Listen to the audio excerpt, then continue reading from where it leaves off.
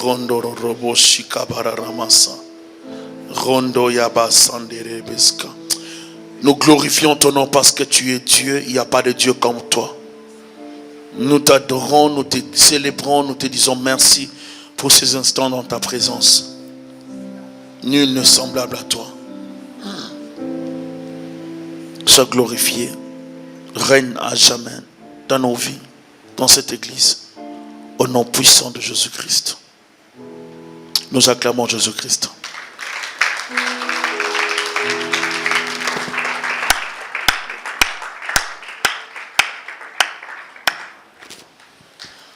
Amen. Alléluia. Nous parlons des hommes utiles ou bien un homme utile. Nous sommes dans Philémon, dans la lettre de Paul à Philémon, c'est après Tite. Si vous dépassez 1 Timothée, 2 Timothée, Tite, et puis vous tombez dans Philémon. Il n'y a pas deux chapitres.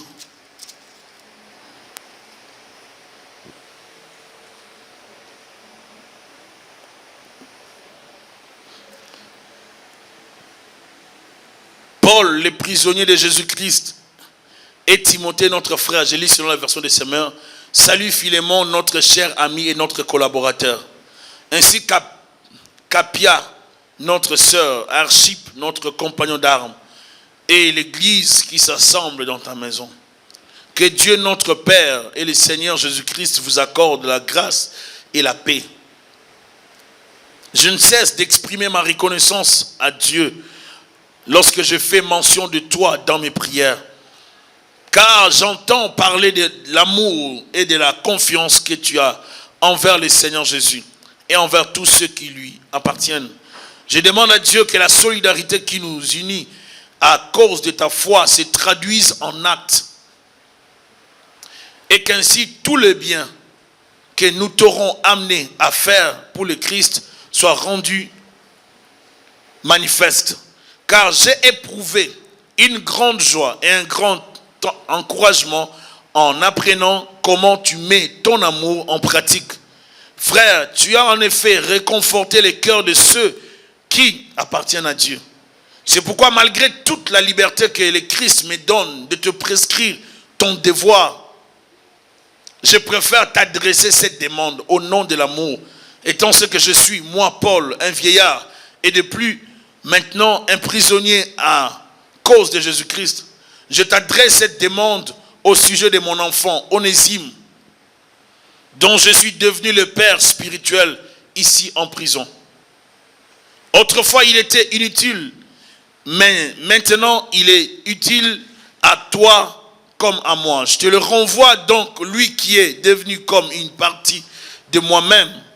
Personnellement, je l'aurais volontiers gardé auprès de moi. Il aurait pu ainsi me rendre service à ta place, alors que je suis en prison à cause de la bonne nouvelle. Je n'ai cependant rien voulu entreprendre sans ton assentiment, pour que les bienfaits que tu m'aurais ainsi accordés ne soient pas forcés, même en apparence, mais entièrement volontaires. D'ailleurs, qui sait, peut-être Onésime a-t-il été séparé de toi pour un temps, afin que tu le retrouves pour toujours.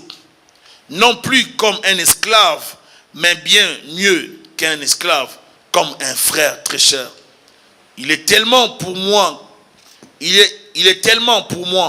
combien plus le sera-t-il pour toi en tant qu'homme et en tant que frère dans le Seigneur. Par solidarité envers moi, accueille-le comme s'il s'agissait de moi-même. Si tu as été lésé par lui, ou s'il te doit quelque chose, porte cela sur mon compte. J'écris ce qui suit de ma propre main. Moi, Paul, je te rembourserai ces dettes. Et je ne veux pas te rappeler ici que toi aussi, tu as une dette à mon égard. C'est ta propre personne. Oui, frère, fais-moi cette faveur à cause du Seigneur. Réconforte mon cœur pour l'amour de Christ. Je t'adresse cette lettre avec la certitude que tu répondras à mon attente. Et même, je le sais, tu feras encore plus que je ne demande. En même temps, prépare-moi une chambre. J'ai bon. espoir de vous être rendu bientôt en réponse à vos prières. Épaphras, qui est en prison avec moi, Épaphras, qui est en prison avec moi, à cause de Jésus-Christ, te fait bien saluer. De même que Marc, Aristarque, Démas et Luc, mes collaborateurs. Que le Seigneur Jésus vous accorde sa grâce. Amen. Alléluia. Les autres épîtres ont été envoyés, les autres épîtres pauliniennes, les épîtres de Paul ont été envoyés à des églises, ou faire les responsables des églises. Mais cette épître est envoyée à un homme ou à une famille. L'apôtre interpelle, n'est-ce pas, Philémon par rapport à Onésime. Tandis que celle-ci s'adresse à une famille, à un cercle de croyants qui se réunissent ou qui se réunissaient dans cette maison, dans la maison de Philémon. Il est écrit à tous, l'apôtre s'adresse plutôt à tous les chrétiens de cette église, de cette maison. Il leur envoie cette lettre pour, n'est-ce pas, éclairer les problèmes d'Onésime par rapport à Philémon. Parce que ces problèmes, n'est-ce pas, avaient touché la famille d'Onésime. Et la famille d'Onésime avait une image un peu sale d'Onésime. La famille de Philémon avait une image sale d'Onésime. Parce que Onésime avait volé, si je dois dire, des choses de Philémon. Il a pris des choses qui ne lui appartenaient pas. Il est parti avec. Alors, Philémon les cherchait. Il se retrouve à Rome. À Rome, là, il rencontre l'apôtre Paul. Et Paul, ne donnant pas de cadeaux, Paul prêche la parole. Onésime se dit, waouh, quelle parole. Et je donne ma vie à Jésus-Christ. Onésime donne sa vie. C'est sûr qu'Onésime avait déjà entendu parler de Christ dans la maison de son chef, chez Philémon. Amen. Mais il n'avait pas encore donné sa vie à Christ. Mais c'est lorsqu'il rencontre l'homme qu'on appelle Paul. Paul lui donne la parole, Onésime donne sa vie. Amen. Un homme qui avait volé, un homme qui avait fui, un esclave devient un chrétien. En Christ, il devient un homme libre. Et vous savez qu'à l'époque, il y avait toujours, n'est-ce pas, cet esprit, les riches avaient des esclaves. Les gens qui n'étaient pas des esclaves, qui n'étaient pas riches, qui ne dépendaient pas des maîtres, vivaient vraiment dans la misère. Des fois même pour demander la liberté, quitter l'esclavagisme, devenir un homme libre, c'était comme souffrir encore davantage. Les gens préféraient rester esclaves pour manger que d'être un homme libre pour ne pas manger. Amen. Et Onésime est parti, se retrouve à Rome avec Paul. Paul commence à travailler sa vie. Paul commence à lui montrer les bons chemins, ce qu'il faut faire. Il voit comment Onésime se donne. Onésime, transformé, devient un serviteur utile à côté de Paul. Alors que dans son passé, les gens, n'est-ce pas, gardaient une autre image d'Onésime. Onésime va lui dire, Paul, moi je viens de chez Philémon. J'étais son esclave. Regarde ce qui s'est passé. J'ai fait ça, ça, ça, ça. Là-bas, je n'ai pas une bonne image. Mais auprès de toi, tu me vois aujourd'hui. Je suis chrétien, je suis transformé. Tu me vois, tu m'envoies, je fais des choses. Je suis honnête, loyal, je respecte tes ordres. Je te respecte, je t'honore comme père spirituel. Mais de l'autre côté, mon maître n'a pas cette image que tu as de moi. Il arrive des fois dans la vie, dans certains endroits, vous avez une bonne image. Mais auprès d'autres personnes, on ne vous regarde pas de la même façon. Peut-être ici à la promesse, on te voit comme une bonne personne qui ne parle pas. Et peut-être dans la famille, il y a d'autres données. Amen. À l'église, peut-être tu parles bien. Lorsqu'on te donne, on te pose une question, tu as des réponses tellement spirituelles. Oh shalom, que Dieu te bénisse. Non, vous savez. Non, la voix vraiment répond, rejoint les gens. Mais au travail, le témoignage n'est pas soigné. Les témoignages d'Onésime n'étaient pas corrects auprès de Philémon. Mais auprès de Paul, c'était une nouvelle créature. De Corinthiens 5, 17 nous dit, si quelqu'un est en Christ, c'est une nouvelle créature. Les choses anciennes sont, voici toutes choses sont devenues nouvelles. Pour Pour les autres, Onésime n'est pas correct. C'est un fugitif. Il faut l'arrêter, il faut le chercher. Il faut le ramener auprès de son maître. Il ne mérite pas de vivre comme ça. C'est un esclave. Ayant reçu Jésus-Christ de la part de Paul, ou par Paul, maintenant il va bénéficier de l'encadrement de Paul. Lorsqu'on parle d'Onésime, vous allez vous rendre compte que c'était un homme qui n'avait pas de valeur. Un esclave dans la Palestine du 1er siècle n'avait pas de valeur. Il était considéré comme un objet, comme un animal. On peut acheter, on peut vendre. Amen. Il n'avait pas de valeur. Ce n'était pas quelqu'un qui avait vraiment la valeur aux yeux des gens, non. Mais il avait un bon maître. Philémon, c'était un bon maître. Malgré qu'Onésime était parti, Philémon était un bon maître. Et l'apôtre Paul va souligner ça. Il va aller chercher le cœur de Philémon. Parce qu'il savait comment Philémon fonctionnait. Et il voulait réparer cette relation, comme je l'ai dit le mardi. Il dit, je ne cesse d'exprimer ma reconnaissance à Dieu lorsque je fais mention de toi dans mes prières. Car j'entends parler de l'amour et de la confiance que tu as envers le Seigneur Jésus et envers tous ceux qui lui appartiennent. Il dit, je ne cesse d'exprimer ma reconnaissance à Dieu. Je parle à Dieu à ton sujet. Je prie pour toi, Philémon, mon fils. Car j'entends parler de l'amour, de la charité que tu as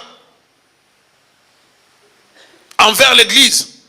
Je demande à Dieu que la solidarité qui nous unit à cause de toi se traduise en actes et qu'ainsi tous les biens que nous t'aurons amenés à faire pour le Christ soient rendus manifestes.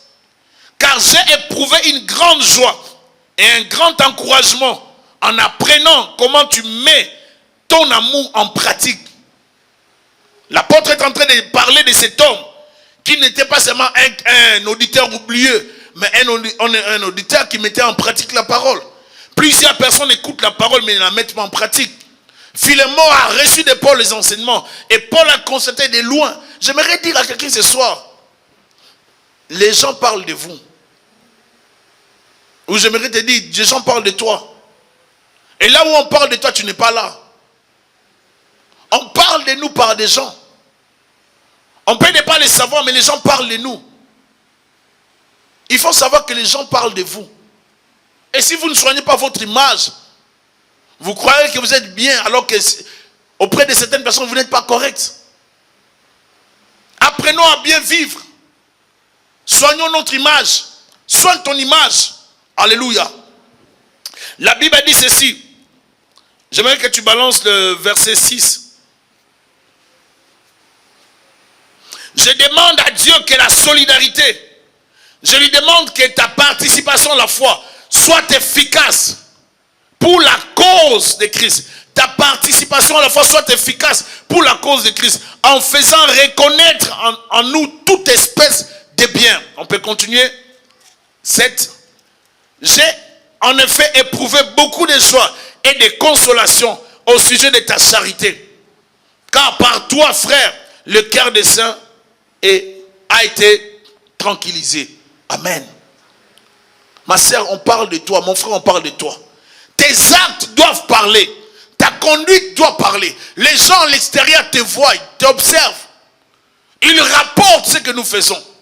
On peut connaître une personne qui a un bon cœur et une personne qui n'a pas un bon cœur. Vous allez voir, ça vous est déjà arrivé de suivre des fois des centimes. Ça vous est déjà arrivé de suivre des sous. Des sous, 5 centimes, oui. Donc vous arrivez quelque part, bien que vous envoyez quelqu'un, la personne revient, mais vous suivez même dans les détails aussi. Et des fois les détails, c'est pas un péché, c'est pas un péché. C'est aussi bien pour éduquer les enfants, si vous envoyez un enfant pour l'éduquer. Mais il y a certaines personnes qui ont cette manie d'aller vraiment dans les détails. Et c'est comme ça, ce n'est pas pour éduquer, mais juste parce qu'ils ne veulent pas perdre. Ils pensent qu'ils vont perdre même dans les centimes. Est-ce que vous êtes avec moi? La générosité, avoir un bon cœur, va t'amener des fois à a fermé les yeux sur d'autres choses. Alléluia. Cet homme avait marqué le cœur des gens par sa générosité. Il était riche. Il avait une position de riche, Philémon. Et il a disposé sa maison pour l'église. 1. Il recevait la cellule. 2. Il accueillait des gens dans sa maison qui venaient des fois de passage dormir chez lui. Donc, c'était un riche à l'époque. Avoir une grande maison pour recevoir des gens et établir la prière, la cellule de prière, c'est que c'était un homme riche. Et avoir des esclaves, c'est que Philémon était riche. C'était un riche. Vous êtes d'accord? Mais un riche humble et simple. L'argent ne peut pas nous séparer de l'église. L'argent ne peut pas nous séparer de Dieu. Je peux avoir l'argent, mais ça ne doit pas me séparer de mon Créateur. Celui qui me donne la vie, la santé, c'est Christ. Même si j'ai des millions, je dois les servir. Il y a peu de gens qui se rendent utiles dans la société. Il y a peu de gens qui ne comprennent pas. Vous n'aurez pas 30 ans 2 fois, vous aurez 30 ans une seule fois. Vous n'aurez pas 25 ans 2 fois. Quand ça passe, ça passe. Dès que ça passe, ça passe. Et dès que ça passe, vous partez déjà. Vous vous rapprochez de... Est-ce que vous comprenez? Donc il faut savoir bien vivre avec des gens. Il y a des gens qui sont là, que vous rencontrez pour une période. Il faut savoir marquer le cœur des gens. Alléluia. Et Philémon avait ce cœur-là. Lorsqu'on parle de Philémon, on voit un homme qui avait un cœur. C'était membre de l'église de Colosse, converti probablement par le ministère de l'apôtre Paul. Sans doute durant son séjour à Éphèse, comme le dit les commentateurs. Nous voyons qu'il était un homme aisé par la présence des esclaves dans sa maison. Il possède une grande maison où se réunissait l'église, où il recevait ses amis par hospitalité. C'est un homme généreux envers les chrétiens. Paul l'appelle son collaborateur, ce qui prouve suffisamment son engagement dans l'œuvre de Dieu. Cette lettre nous révèle le caractère de Philémon. Il fut un homme obéissant. L'apôtre le montre dans ses paroles. Plein de sympathie, plein de bienveillance. Un homme juste dans les jugements. Un bon chrétien. On pense qu'Appia, le nom qu'on a cité au début, serait l'épouse de Philémon. Et Archippe, son fils. Paul l'appelle aussi collaborateur. Et cet homme s'était consacré à servir Dieu. Et là, il se retrouve que son esclave a fui la maison. Et plus tard, il reçoit cette lettre pour lui dire de reprendre cette personne, ce fugitif, c'est cet esclave. Mais non comme l'esclave. Cette fois-ci comme un homme libre. Alors que ce n'est pas lui qui a accordé l'affranchissement. Vous voyez là où c'est contradictoire. Ce n'est pas lui qui l'a affranchi. C'est Paul qui l'a affranchi par l'évangile. Lui n'a pas donné son accord. Mais Paul lui recommande Onésime comme un homme libre. Là, ça peut chercher sa colère. Il pouvait dire, mais Paul aussi, qu'est-ce qu'il veut montrer? Il pouvait le dire. Si cette lettre est gardée, c'est parce qu'Onésime, Philémon l'avait gardée. Si Philémon avait gardé cette lettre de Paul, c'est parce qu'il avait l'intention, n'est-ce pas, de faire lire la lettre aux autres. Parce qu'il savait qu'il allait pardonner Onésime. Je ne sais pas si vous comprenez. Il n'a pas gardé la lettre pour rien. Il a gardé la lettre parce qu'il avait la pensée de pardonner cet homme. Il pouvait se dire, je suis riche. Paul, toi, qui es-tu? C'est vrai que tu nous as prêché l'évangile. Mais moi, j'ai beaucoup d'argent, Paul. Tu n'as pas des ordres à me donner. Même si tu me demandes comme ça poliment, je refuse. Mais il a accepté que Dieu nous donne des hommes comme ça. Alléluia. Nous avons besoin des hommes comme Philémon. Des hommes qui se rendent utiles. L'apôtre pouvait s'imposer. Il a refusé de le faire. Il approche cette personne avec manière. Et nous voyons Philémon qui accepte, n'est-ce pas, à la demande de Paul. Car j'ai éprouvé encouragement, en apprenant comment tu mets ton amour en pratique. Son amour n'était pas seulement un amour verbal. Je t'aime, je t'aime. Est-ce que tu peux me donner $10? Non, je ne peux pas. Non, mais moi, je fais mes calculs. Moi, chaque mois, je fais les calculs. Moi, je ne peux pas te donner $10. C'est impossible. Ce n'est pas dans mes calculs. Ce n'est pas comme ça. L'amour, ce n'est pas ça. L'amour, c'est même si tu as déjà fait tes calculs, si ta sœur a besoin de l'aide, tu l'aides. Alléluia. C'est ça l'amour. Frère, tu as en effet réconforté les cœurs de ceux qui appartiennent à Dieu. Il y a des gens qui encouragent d'autres par leur attitude, par leur comportement. Rends-toi utile, ma sœur, mon frère. Alléluia. C'est pourquoi, malgré toute la liberté, verset 8, que le Christ me donne de te prescrire ton devoir. Il dit, malgré toute la liberté que Christ me donne, malgré toute la liberté que Jésus me donne, l'évangile me donne, je suis un apôtre. Je suis ton aîné dans la foi. Je suis ton père spirituel. J'ai le devoir et le droit même de te donner des ordres. Mais malgré cela, d'abord, nous voyons l'apôtre Paul comme un homme, le modèle d'un homme simple et humble. Alléluia. Malgré cela, l'apôtre manifeste la simplicité, l'humilité. Il dit, je préfère t'adresser cette demande. Il ne donne pas l'ordre. T'adresser cette demande au nom de l'amour, étant ce que je suis, moi, Paul, un vieillard, et de plus, maintenant un prisonnier à cause de Jésus-Christ. J'aimerais dire ceci. Il faut qu'on cesse dans la vie de trouver des alibis pour ne pas servir Dieu. Vous voyez, Paul, il est en prison, il fortifie les gens qui sont à l'extérieur. Il écrit aux gens qui sont à l'extérieur.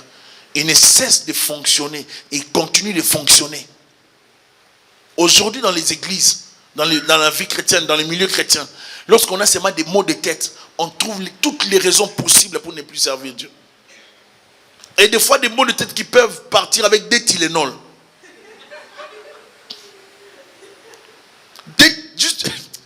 Parce que vous savez qu'il y a des maux de tête qui ne partiront jamais avec des Tylenol. Donc ça prend 4 ou 6. Donc prenez 2, prenez encore 2, prenez encore 2. Ça, vers 16h, ça pourra partir.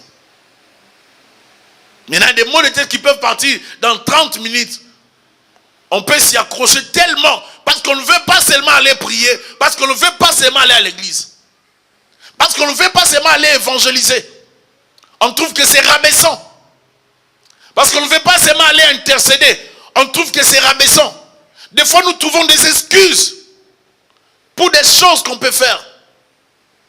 L'apôtre en prison, il continue à travailler. Si je suis lié, l'évangile n'est pas lié. Servir Dieu à tout moment.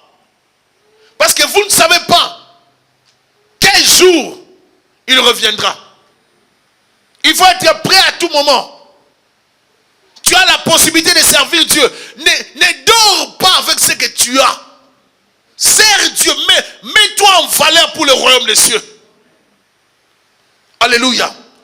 Remplis ton compte bancaire au ciel. Rends-toi utile dans l'œuvre de Dieu. Rendez-vous utile pour le Seigneur. Servez le Seigneur au travail. Servez le Seigneur dans la famille. Servez le Seigneur à l'église. Servez Jésus-Christ partout. Alléluia. Ce n'est pas seulement à l'église. C'est partout qu'il faut les servir. Et il faut se disposer pour le faire. Il ne faut pas trouver des raisons. L'apôtre Paul, vieillard, il précise sa situation. Il pouvait dire, ah, Philémon, toi aussi. Prends seulement ces petits-là. Moi, je suis vieux. Ou bien on hésite, ah, va te débrouiller là. Non, il n'a pas dit ça. Il a dit, je dois écrire. Il écrit au premier verset, Paul, le prisonnier de Jésus-Christ, et Timothée, notre frère, salue Philémon, notre cher ami et notre collaborateur, ainsi qu'Apia, notre sœur, Arcippe, notre compagnon d'armes, et l'église qui s'assemble dans ta maison. Que Dieu, notre Père et le Seigneur Jésus vous accorde la grâce et la paix. Le seul endroit où l'apôtre va parler vraiment de lui comme ça, comme un prisonnier de Jésus-Christ. Il va se présenter comme un homme. Il est en prison, il parle de sa prison. En même temps, il parle aussi qu'il est dépendant de Jésus-Christ. Malgré les chaînes, il doit continuer à servir Dieu comme un doulos, comme un esclave de Jésus-Christ.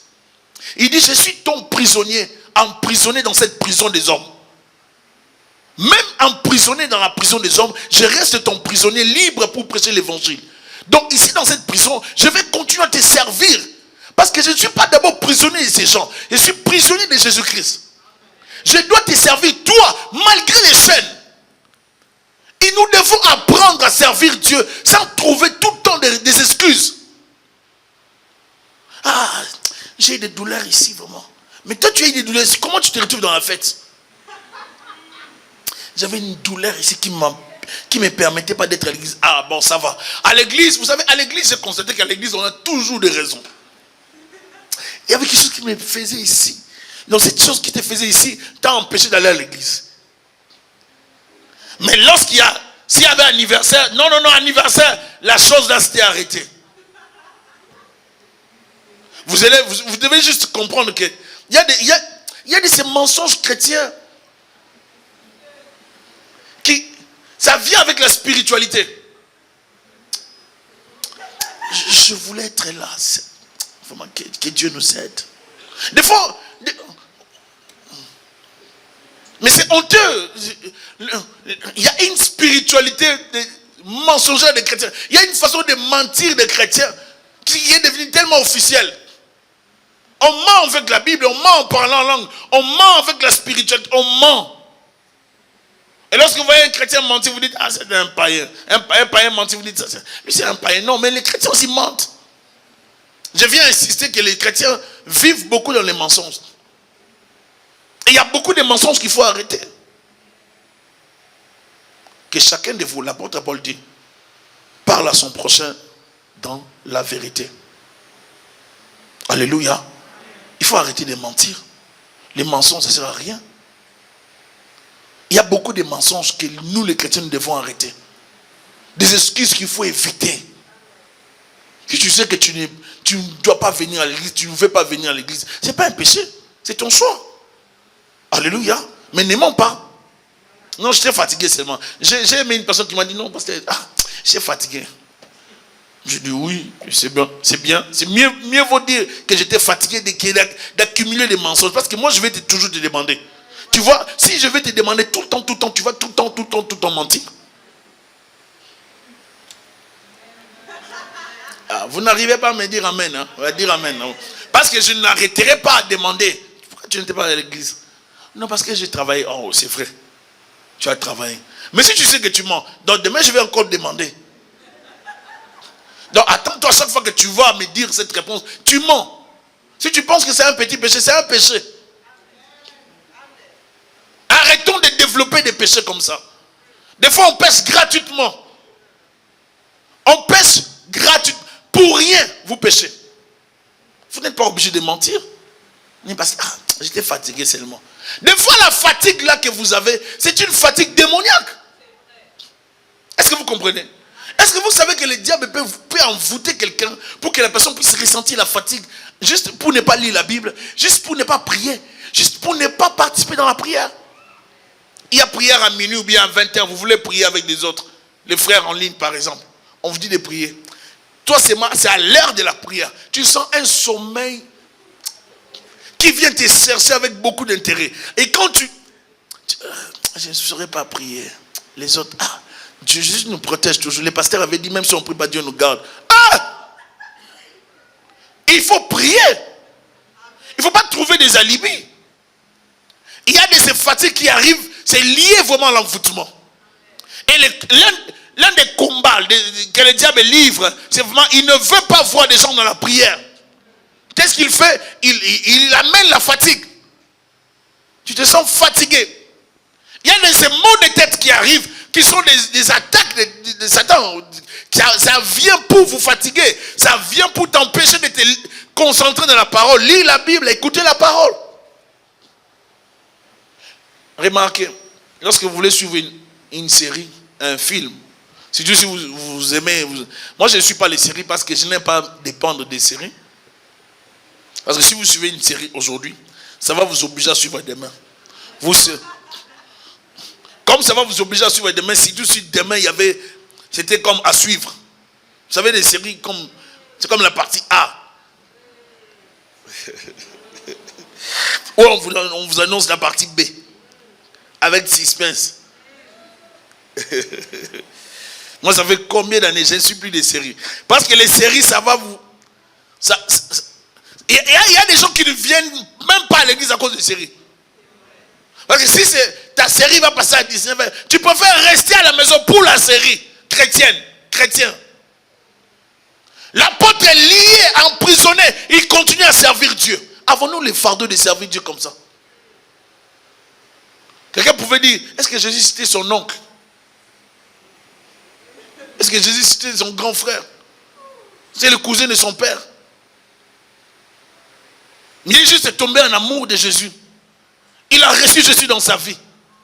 Il a compris qu'il devait donner sa vie à Jésus comme Jésus avait donné sa vie pour lui. Galates 2, verset 20. Qu'est-ce que la Bible dit?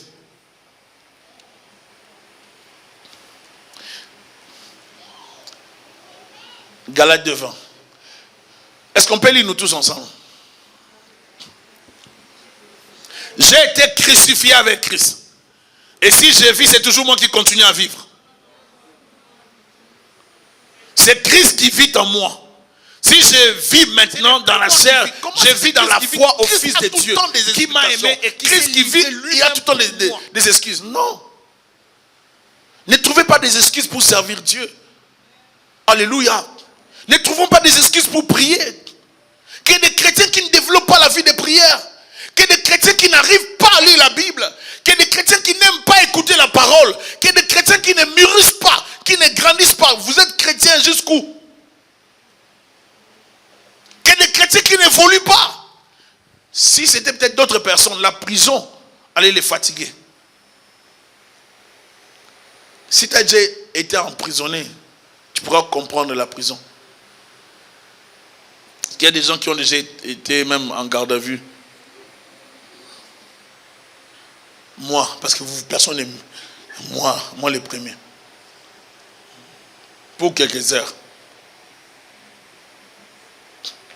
Oh, mais pourquoi vous... On est quand même 4. Il y a seulement 4. Vous les autres. Non, c'est bon. Et dedans, on te prend la ceinture. Hein. On enlève les souliers là. T'as plus rien. La montre, les cellulaires, toutes ces choses-là, c'est parti. S'ils ont un bon cœur, ils peuvent te laisser ta Bible si tu es là, avec toi. Je vous dis. Mais sinon, tu vas te rendre compte qu'il y a des gens qui vivent d'autres choses pénibles. Et c'est là que tu vas comprendre la place de Dieu. Si tu ne pries pas, tu vas... Il y a des gens qui parlent de stress, bien de la dépression. C'est là que tu vas connaître ça. Et tu vas te retrouver là, il n'y a personne. Tu ne peux pas parler, tu n'as pas d'iPad, tu n'as rien. Tu ne peux pas envoyer des SMS, tu ne peux pas aller sur Facebook. Tu ne peux rien faire. C'est la prison. Et dans la prison, ce n'est pas la joie. C'est des moments de souffrance. C'est une cellule d'isolement où on vous place pour vous corriger. C'est sûr que Paul n'avait pas volé. C'est sûr que Paul n'avait pas dragué la femme de quelqu'un. C'est sûr que Paul n'avait pas agressé quelqu'un verbalement ou physiquement. Les raisons de son arrestation, c'est l'évangile. Est-ce que je me fais comprendre? Il n'a pas été arrêté parce qu'il avait dragué des sœurs, des filles. Il n'a pas été arrêté parce qu'il avait abusé d'eux. Il a été arrêté à cause de l'évangile. Est-ce que je me fais comprendre? Sommes-nous prêts à souffrir pour Jésus-Christ? Sommes-nous prêts à aller loin pour le Seigneur? Arrêté à cause de l'évangile. Emprisonné à cause de l'évangile. Il a accepté la prison. Mais il n'a pas arrêté de travailler. Que rien ne t'arrête à servir Dieu. Tant que tu auras la force de parler de Jésus, parle avec foi. Parle avec détermination. Ne te gêne pas de parler de Christ. Amen. Alléluia. N'ayez pas honte des chaînes. N'ayez pas honte de l'humiliation. Parlons de Jésus-Christ comme des fous. Amen. Parce que les gens de ce monde nous considèrent comme des fous. Déclare l'apôtre Paul. Et nous acceptons cela. c'est à cause de Jésus-Christ qu'on nous traite comme ça.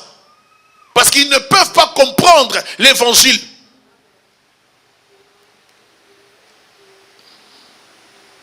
Esclaves. Nous pouvons voir Onésime qui, dans Colossiens 4, 9, je ne vais pas peut-être lire, Onésime semble avoir été originaire de Colosse. Il était donc phrygien. La Phrygie avait beaucoup d'esclaves et les noms de la Phrygie deviennent aussi synonymes d'esclaves. Tous les gens qui venaient de cette ville, on les traitait d'esclaves, des pauvres. Donc c'était la classe inférieure d'esclaves dans l'Empire romain. Il avait déjà entendu parler de l'évangile par Philémon, mais il n'avait pas donné sa vie à Christ.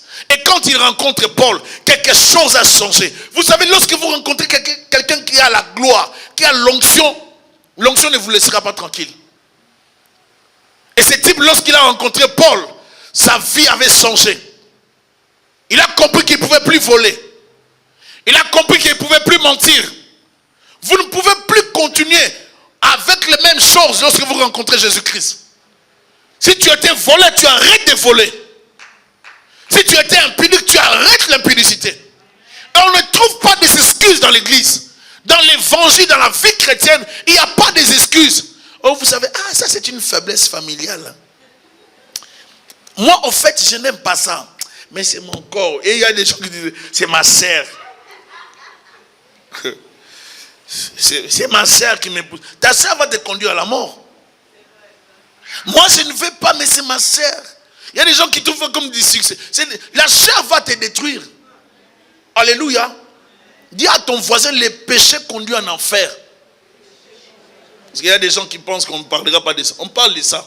Ici, toujours les péchés, on passe toujours vers les péchés pour dire que les péchés existent. Et les péchés, ça détruit. Lorsqu'on rencontre Jésus, on arrête avec la vie du péché. Je ne peux pas servir Christ tout en étant impudique. Ça ne marche pas. Je ne peux pas servir Christ tout en vivant dans les mensonges. J'étais menteur avant d'être chrétien.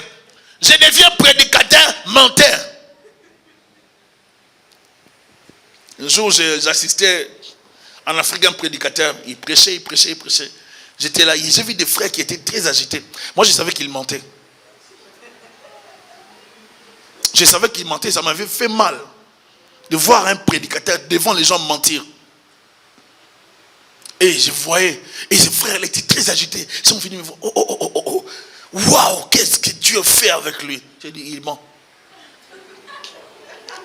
Comme je les encadrais, ils ne m'ont pas cru. Ils ont cru que je faisais la jalousie. Vous savez, des fois, lorsque vous dites la vérité aux gens, ils vont croire que vous avez quand même un grain de jalousie. Hein? Vous savez, des fois, je préfère me taire et puis regarder. Parce que je sais que si je te dis non, tu vas croire que le pasteur est jaloux. Mais je ne suis pas jaloux. C'est juste beaucoup d'expérience et un homme avisé. J'ai le discernement. J'ai dit, ce type-là est en train de vous mentir. C'est tout ce qu'il a fait là. Sa prédication, c'est vraiment les mensonges du début jusqu'à la fin. Vous avez la foi activée. Moi, je suis déçu de ce qu'il vient de faire. Vous allez voir ce qui arrivera. Ça n'a pas pris beaucoup de temps. Vous savez, on les reconnaîtra dans leurs fruits. Un prédicateur courageux. Lorsqu'il parle. Mais que toutes ces choses témoignent aussi ta vie. Révèle ta vie. Que ta vie soit une vie correcte. Alléluia. On ne peut pas passer devant les gens pour mentir afin d'activer leur foi. Dieu n'a pas besoin de soutenir l'évangile par des faux mensonges, des miracles. Dieu n'a pas besoin qu'on mente pour appuyer la foi de quelqu'un. Je ne sais pas si vous me comprenez.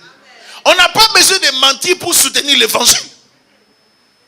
Ne mentez pas au nom de Jésus-Christ. Dites la vérité. Est-ce que vous me comprenez? Ça n'a pas pris du temps. Hein. On a vite compris ce qu'il était. Il a lui-même fui les milieux. Après avoir engrossé et escroqué des gens.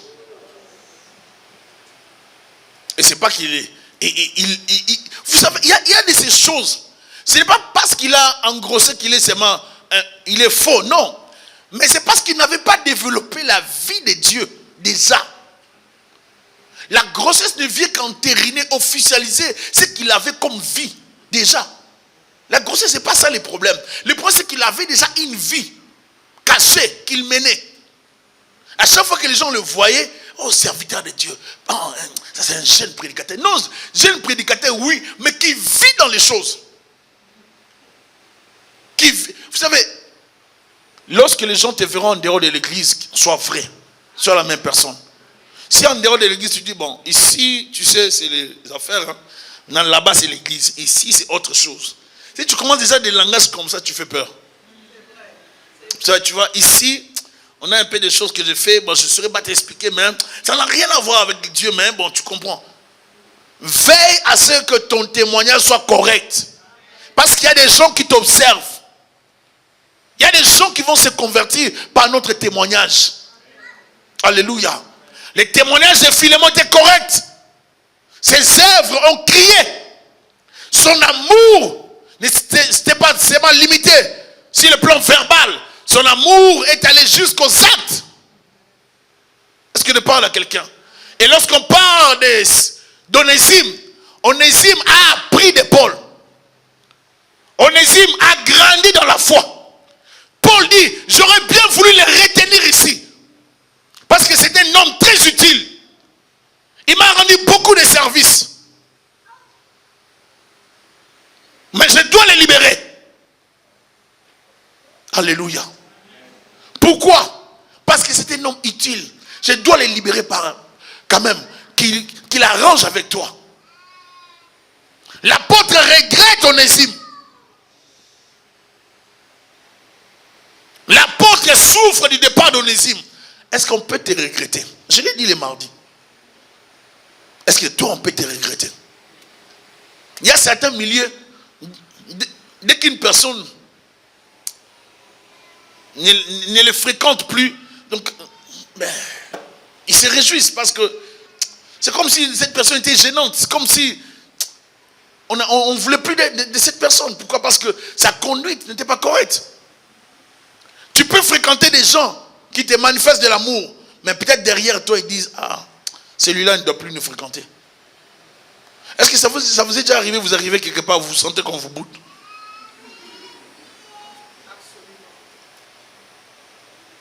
Alléluia. Ma soeur, mon frère, nous devons apprendre à vivre avec les gens. Alléluia.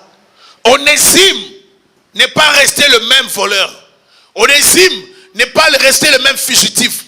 Onésime n'est pas resté le même esclave. Onésime a accepté Jésus-Christ dans sa vie. Onésime a abandonné les mauvaises choses. Onésime était prêt à se repentir, à retourner voir son maître et à se réconcilier. Il était prêt à la réconciliation. Il était prêt à la réparation. Il était prêt à vivre une nouvelle vie. Il n'a pas dit maintenant, comme Paul m'a libéré, Philémon va sentir que moi aussi je suis un homme libre. Non. Alors, qu'est-ce qu'il pense? Moi maintenant je suis libre aussi. Donc comme Paul m'a libéré, en tant qu'apôtre, je pourrais dire aussi en tant que citoyen romain, alors moi aussi je suis libre aujourd'hui. Alors là, Philémon va sentir, non. Il n'avait pas l'esprit de vengeance, mais il avait l'esprit de pardon, l'esprit d'humilité. Alléluia. Si dans ton cœur tu as l'esprit de vengeance, ce n'est pas l'esprit de Dieu. Si tu aimes te venger, même silencieusement, il y a des gens même à l'église, ils veulent se venger. Ce frère-là, ce qu'il m'avait fait, il va voir. Je lui prépare un coup ici, il va voir. Non, si tu fais ça, pose-toi des questions vraiment. Si vraiment tu as rencontré Jésus-Christ, c'est sûr qu'il n'est pas en toi. Si vraiment il est dans ton... Vous savez, je vais vous dire quelque chose. Plusieurs personnes n'entreront pas au ciel. Hein. Vous savez que plusieurs personnes n'entreront pas au ciel. Prêcher l'évangile ne veut pas dire que vous entrerez au ciel. Modérer ne veut pas dire que vous entrerez au ciel. Chanter ne veut pas dire que vous entrerez au ciel. Vous n'entrerez pas au ciel parce que vous le faites. Vous entrerez au ciel par rapport à votre conduite. Comment vous vous conduisez? Dieu regarde la conduite de tout le monde. C'est ta conduite qui révèle ton identité, qui révèle ton cœur, qui révèle ta chrétienté. Ce n'est pas ce que tu fais ici à l'église. Comme une personne me disait, quelqu'un me disait, un garçon disait, ah, mais les pasteurs là qui restent là-bas, ici ce sont vraiment nos choses maintenant. La personne lui disait, mais il faut craindre Dieu. Non mais laissez les pasteurs Thierry là avec ces choses-là, ici c'est autre chose. Non, il ne faut pas dire ça. L'évangile, c'est pas l'évangile de Thierry. Thierry n'a pas écrit la Bible. Amen.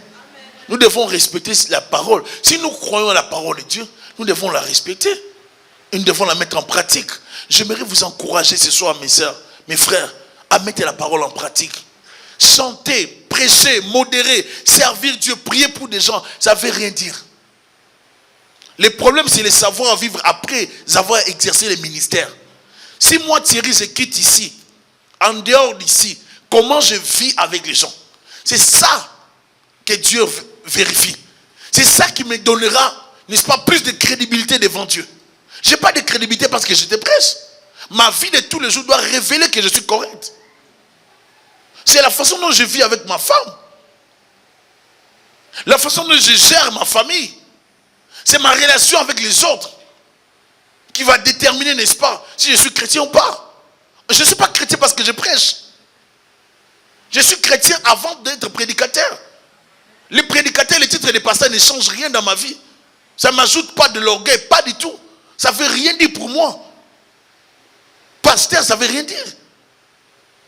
C'est une responsabilité lourde que Dieu nous donne. Que d'autres personnes en vie, ils veulent être pasteurs, mais ils ne savent pas ce que ça prend. Je vois beaucoup de gens envier des postes dans l'église, envier des positions. Ah, je vais être pasteur. Je vais être aussi. On veut avoir des positions dans l'église, non pour servir Dieu, mais on veut que les gens nous voient.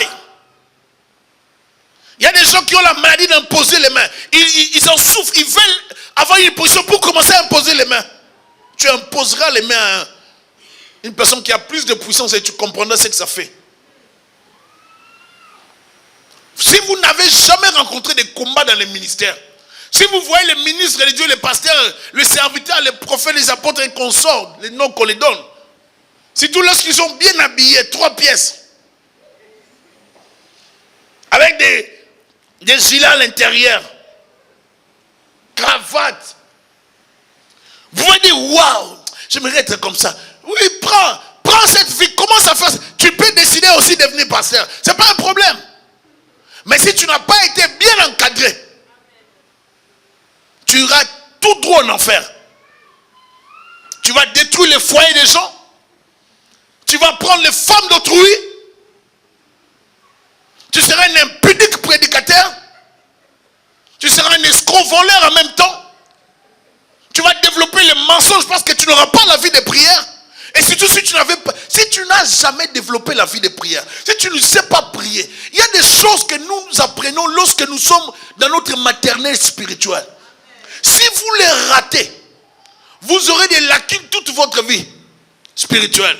C'est-à-dire, vous pouvez devenir pasteur, vous allez voir un homme, oh un pasteur, mais lui il sait qu'il ne prie pas. Il sait qu'il n'a pas, donc il sait qu'il... C'est-à-dire, même dans son église, peut-être que toute l'église le dépasse dans la prière. Mais c'est lui le pasteur. Parce qu'on a voulu avoir des responsabilités. Lorsqu'on nous dit qu'on est libre, maintenant tu peux devenir pasteur. Ah, oui. Raison pour laquelle vous voyez des gens qui veulent devenir des pasteurs, attaquer toujours les pasteurs. Si moi je vois quelqu'un qui combat souvent des pasteurs, je dis, ouais, c'est son désir. Il faut lui donner du temps, vous allez voir que c'est son désir. La plupart des temps qu'ils combattent des pasteurs, c'est parce qu'ils veulent être des pasteurs.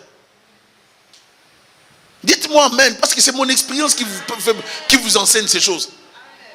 C'est souvent lorsqu'on veut devenir pasteur, on envie la place des pasteurs, on commence à combattre les pasteurs. On les combat parce qu'on a envie d'être là, à leur place.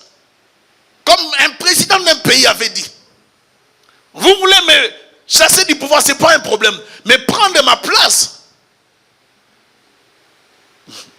Après lui, c'est le déluge. Des fois, nous pensons qu'avoir la place de la direction de quelque chose, c'est facile. Les gens pensent que c'est facile. Philémon, Onésime est parti. Il est allé, il a parlé à Paul, il a compris qu'en étant esclave, il mangeait bien. Qu'en étant ce Philémon, il était bien. Qu'il n'avait qu'à se repentir et à retourner servir Dieu avec Philémon. Envier les autres, c'est bien. Mais si on vous donnait la même responsabilité, est-ce que vous serez capable? Mon peuple de Dieu. Est-ce que vous serez capable? J'ai vu des gens qui veulent créer, on ne sait même pas faire la délivrance, directement on s'improvise. Campagne de délivrance, on veut faire la délivrance. On arrive là devant les cas des démons, on ne sait même pas les traiter. Tu vas te faire posséder pour rien. Je ne sais pas, nous sommes dans une génération de risques où les gens veulent risquer pour les images. Si tu n'as pas la vie de prière, on ne joue pas dans certains domaines. Tu n'as pas la vie de prière, ne pars pas t'aventurer dans les choses de Dieu. Tu n'as pas la crainte de Dieu, ne commence pas à prêcher l'évangile. Il y a des choses qu'il faut d'abord développer avant de servir. Est-ce que je me fais comprendre? Si tu sais que dès que tu réponds, c'est comme un couteau. Hein? Dès que tu réponds, c'est le sang qui jaillit. Alors, tu n'as qu'à maintenant à développer d'abord ta langue, à changer ton langage, avant de chercher à devenir pasteur. Parce que tu vas détruire beaucoup de gens, tu vas blesser plusieurs personnes. Alléluia. Si tu sais que tu n'as pas la patience, mais cherche d'abord la patience. Si tu sais que tu mens beaucoup, mais tu vas tellement mentir aux fidèles qu'ils vont se rendre compte que tu avais menti. Ce sera honteux pour toi, mais ils vont t'attraper. Parce que tu ne sauras pas bien mentir à plusieurs personnes. Il y a des qualités qu'il faut développer avant de chercher à servir Dieu. Ce n'est pas question de chercher à imposer les mains. Oui, l'onction. L'onction, c'est bien de dire l'onction. Mais les gens vont t'attraper en dehors de cette onction-là. Ils vont découvrir que tu n'es pas ce que tu fais. Ce que tu dis que tu es. Alléluia. Si quelqu'un est en Christ, c'est une nouvelle créature. Les choses anciennes sont passées. Voici, toutes choses sont devenues nouvelles. C'est-à-dire, nous devons changer. Je dois changer. Tu dois changer. Nous devons nous améliorer. Tu ne peux pas servir Dieu, garder la même vie, année après année. Ma soeur, mon frère, changeons. Est-ce qu'on peut dire amen? Je vous invite à changer. Améliorons notre façon de vivre. Rendons-nous utiles dans la société. Partout où nous sommes, que les gens trouvent que nous sommes utiles. Philémon était très utile pour les gens autour de lui. Onésime est devenu utile, autrefois inutile. Il est devenu utile auprès de l'apôtre Paul. Paul lui dit, tu retournes auprès de Philémon. Il comprendra ce que tu as fait dans ta vie. Hier, les gens ne te considéraient pas. Mais aujourd'hui et demain, ils peuvent dire, waouh, quelle servante de Dieu. Je pensais qu'elle était vraiment une fille de boîte. Mais aujourd'hui, waouh, quelle servante de Dieu. Dieu peut faire de toi une servante puissante. L'image que tu as de toi, c'est une fausse image que tu as de toi. Dès que tu te regardes et tu te vois comme une personne incapable et limitée, c'est ça l'image que tu as de toi. Tu te vois comme une personne qui ne peut rien faire. Ou bien qui, vous savez, si vous savez que vous êtes comptable, donc votre vie tourne autour de la comptabilité. Mais Dieu ne te voit pas toujours là. Tu te vois médecin. Dans ta tête, moi c'est seulement la médecine, le domaine médical. Ça c'est ce qui est dans ta tête. Mais ce qui est dans le plan de Dieu, c'est pas ça. Onésime, tu étais esclave. Mais ce que je ferai de toi, tu ne sais pas. Et le dimanche, je vais vous expliquer ce qu'il est devenu. Vous ne serez pas toujours ce que les gens disent de vous. Ce que vous serez demain, c'est autre chose. Autrefois inutile. Mais aujourd'hui, utile. Autrefois, voleur, impudique, voleur. Mais aujourd'hui, serviteur de Dieu. Servir Dieu, c'est un privilège. C'est une grâce que Dieu nous accorde. Ce n'est pas un problème d'argent. Mais c'est un problème de la gloire de Dieu. Nous portons en nous cette gloire. Et c'est une grâce de le servir. J'aimerais te dire aujourd'hui, tu Tu es l'instrument que Dieu va utiliser pour le salut de plusieurs personnes. C'est par toi que Dieu va passer. Même si hier tu étais voleur, même si hier tu étais sale, peu importe ce que tu avais fait hier, Dieu t'a pardonné. Autrefois pécheur, aujourd'hui servante de Dieu, serviteur de Dieu. Autrefois dans les boîtes, aujourd'hui dans l'église. Est-ce que je parle à quelqu'un? Nos vies peuvent changer. Lorsqu'on les rencontre, il se passe quelque chose. Nous ne pouvons plus vivre dans le passé. C'est pour ça que j'ai dit à tout le monde, je vous invite, mes sœurs, mes frères, de changer. Est-ce que vous êtes là? Changer. Évoluons. Grandissons. Je veux voir des gens transformés. Je veux voir des gens qui vivent pour Dieu. Des gens qui ne mentent pas. Ne viens pas me mentir après les cultes. Ne viens pas me mentir dans la semaine. Ne m'appelle pas pour mentir. Tu n'en as pas besoin. Tu pêches pour rien. Ne vivez pas dans les mensonges. Sentez-vous libre de faire votre vie, mais dans la crainte de Dieu. Dans la vérité. Loin du péché. Parce que plus tu mens, plus tu t'es sali. Et tu donnes droit à Satan dans ta vie. Ça ne sert à rien de mentir. Vivez dans la vérité. Loin des mensonges, loin des péchés, loin des escroqueries, loin des vols, loin de toutes ces mauvaises choses. Dieu n'a pas besoin de ça. Soyez des personnes transformées. Que le Seigneur vous bénisse abondamment.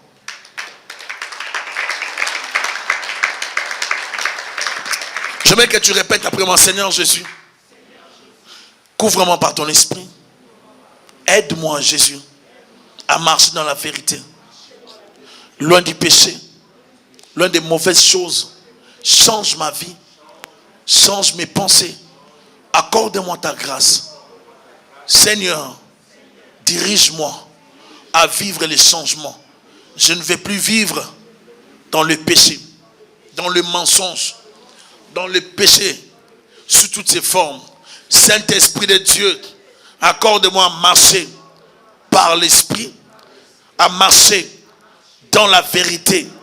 Je t'invite ce soir, je t'invite en ce moment, dans ma vie, esprit de vérité, esprit de feu, viens me diriger, viens me guider, prends le contrôle de mon être tout entier. J'ai besoin de toi. Étends ta main dans ma vie, au nom de Jésus. Saint-Esprit, donne-moi la force, la puissance, ta présence, au nom de Jésus-Christ. Amen. Merci. Nous acclamons le Seigneur. Que le Seigneur soit béni. Amen.